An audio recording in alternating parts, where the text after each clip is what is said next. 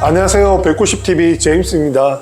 오늘 제가 말씀드릴 주제는 신약 개발 기업이죠. 그 HLB를 안 사는 이유에 대해서 말씀드리겠습니다.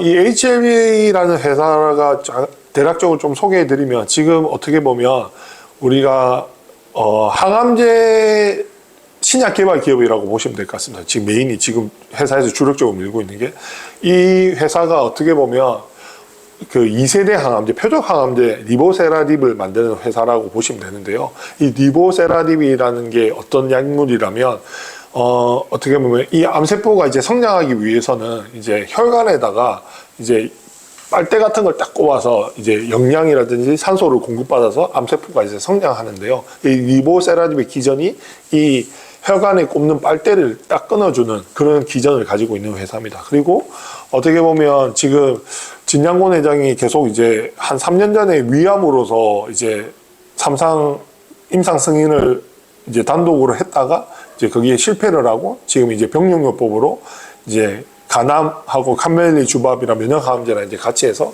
했는데, 요번에 뭐 2개 했을 때 병용했을 때 데이터가 좋았다. 그래서 임상이 승인이 가능하다라고 했는데, 결론적으로 이제 그게 실패가 된 거죠.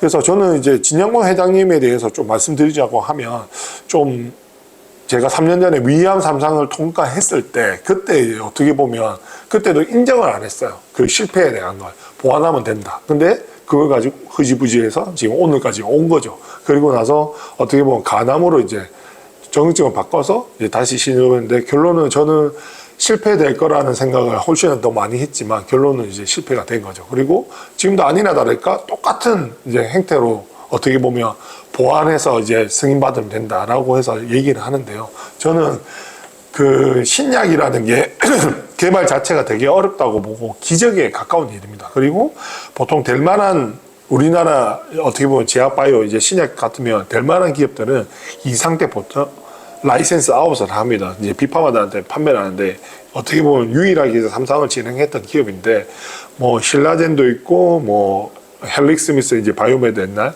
그리고 HLB도 있는데, 지금 이제 HLB도 어떻게 보면 이 리보세라딥을 가지고 이제 임상을 통과를 해서 시판을 해서 판매까지 한다라는 것 자체가 어떻게 보면 저는 이제 힘들다라고 보는 입장입니다. 그래서 HLB 주주님들한테는 좀 죄송한 얘기지만, 솔직히 이런 되면 대박, 안 되면 쪽박이라는 이런 회사에는 좀 투자를 좀 안 하는 게 좋지 않을까라는 생각입니다.